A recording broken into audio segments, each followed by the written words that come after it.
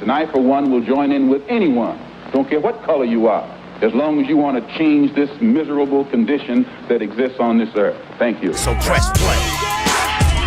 Man, I ain't gonna tell you the kid. Man, we about 17 years and rolling. Look. What up, Press Play Plano? This is episode 17, and the topic is addiction. Anything like you idolize in your life is even an addiction. People can be addicted to anything, to video games, to drugs.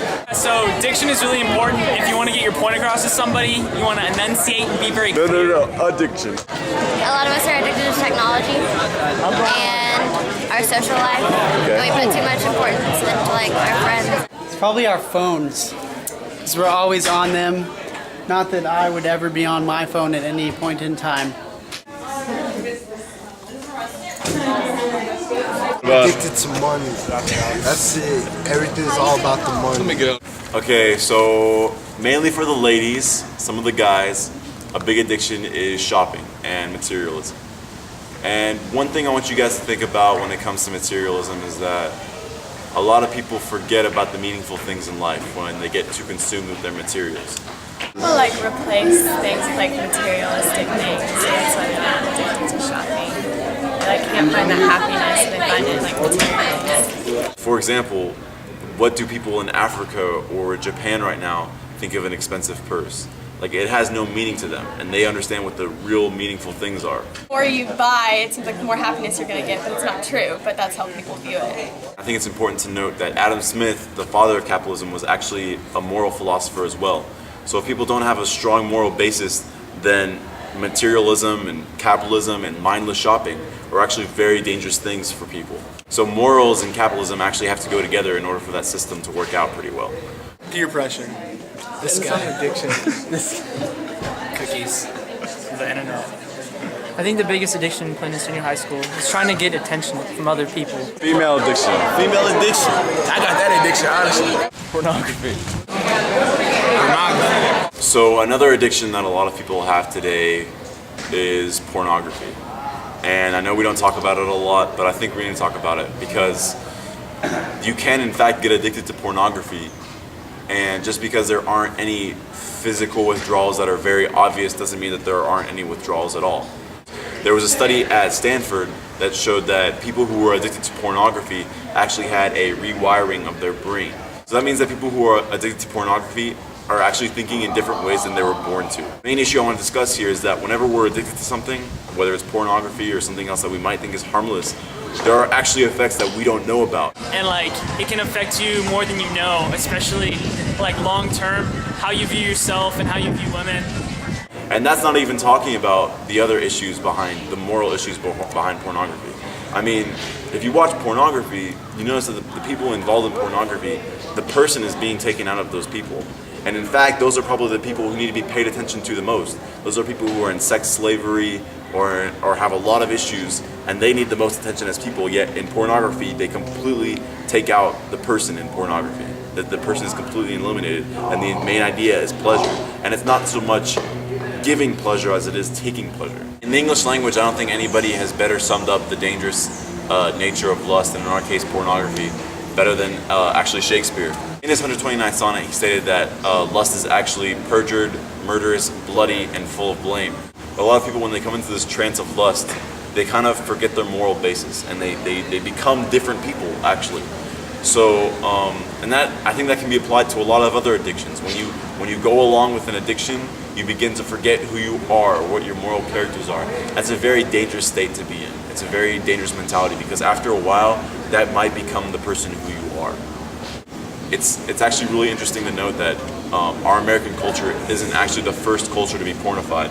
Pompeii, the city that was covered in ashes by the volcano, when they digged into it, they found that there were a lot of statues of naked women.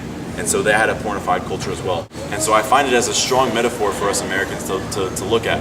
If we don't be careful of the spread of pornography in our society, we may very well be covered in the ashes of our own meaning. Crack! Cigarettes! No, crack, of course. Duh.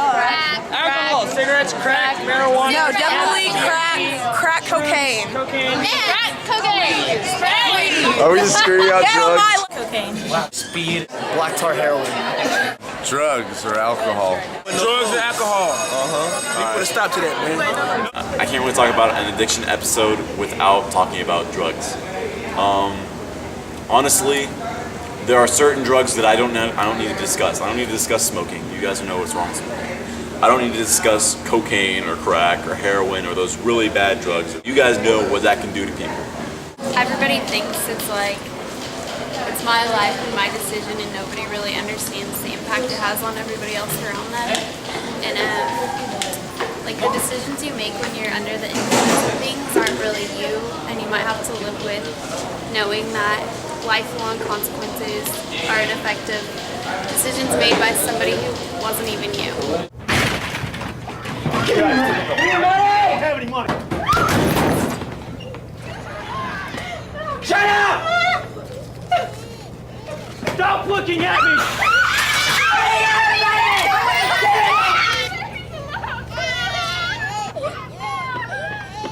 This wasn't supposed to be your life! When you're under the influence of drugs, you do things that you normally wouldn't do, and that includes like going against your friends or using your family. I mean, I know people that have used their parents to get drugs, or have their friends steal things from their parents. I think we need to be encouraged to like better our relationships with our parents and like trust what like older people are saying and like trying to tell us. Pot. Marijuana and drama. Marijuana. Marijuana, easily. It's weed. Yeah, mainly. But what I do want to discuss is weed. A lot of people say that you can't get addicted to marijuana, but I mean, if you can get addicted to pornography, if you can get addicted to shopping, then you can, of course, get addicted to weed as well. Just because there are no, obvious physical withdrawals doesn't mean you can't get addicted to it. People get dependent on it, and they say, oh, it's not that bad for you, can't get addicted to it, but then you still really can, and then people don't realize that. From my observation, I don't think weed itself is the addiction. I think it's like people do it with friends and they want to like kind of fit in, they want to feel cool. We're so obsessed with appearance, about how we look on the outside, that like it covers everything. It covers drugs. Facebook is all because you want to show off to your friend next to you that, oh look, I'm cool and stuff. I think people like do it just to be cool. Yeah, like just to like fit in with other people. Everyone just tries to fit in with everyone else. They don't try to be their own person like they should. Just do it because a lot of the other people are doing it.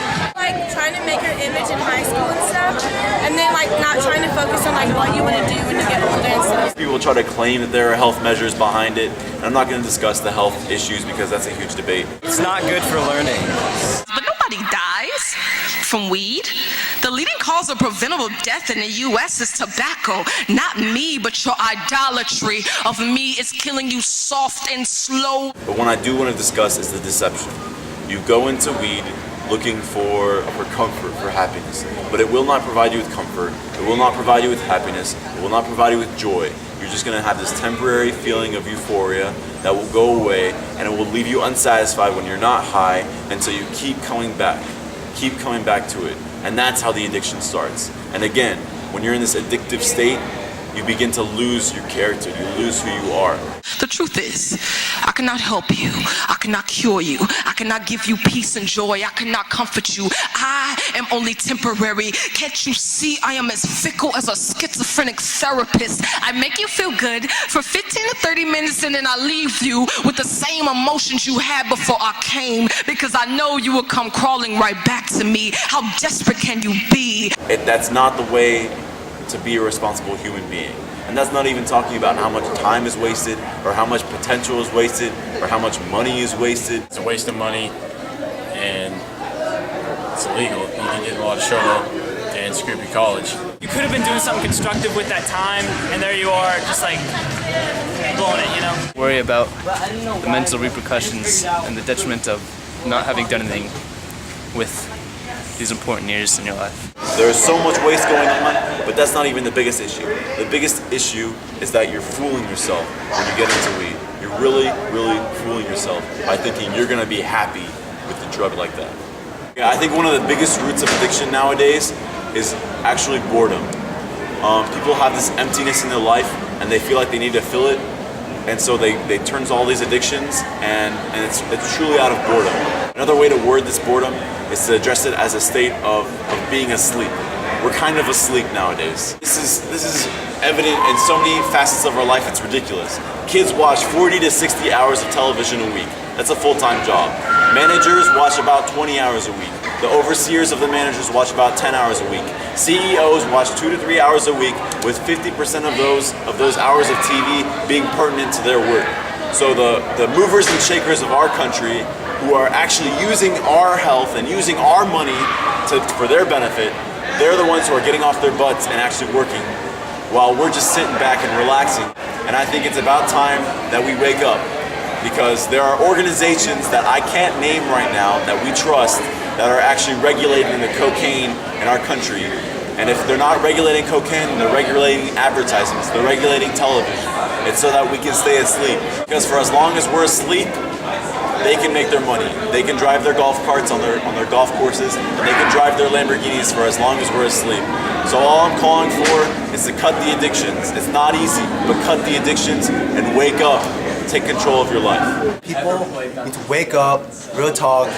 Life's not that hard. Suck it up, deal with it. Don't start doing stuff that you're gonna get addicted to, because once you're hooked, man, it's almost impossible to get off. Once you get so addicted to something, there's no getting out of it. You start getting headaches, cold sweats. Just don't do it. Just don't do it. So the key to solving addiction is moderation. Just be moderate in the habits that you take care of. And sometimes being moderate involves not doing a certain action. But that's up to your judgment. You guys are pretty much adults now. I mean, I don't know who said that being 18 isn't as being an adult. Honestly, I think you guys have all been adults since you've been able to make decisions. Like, to prevent addiction, just moderation. You don't need everything all the time, and if you just slow down with your usage of it, it'll prevent addiction to material things and substances and whatnot. So press play. Man, I ain't gonna tell you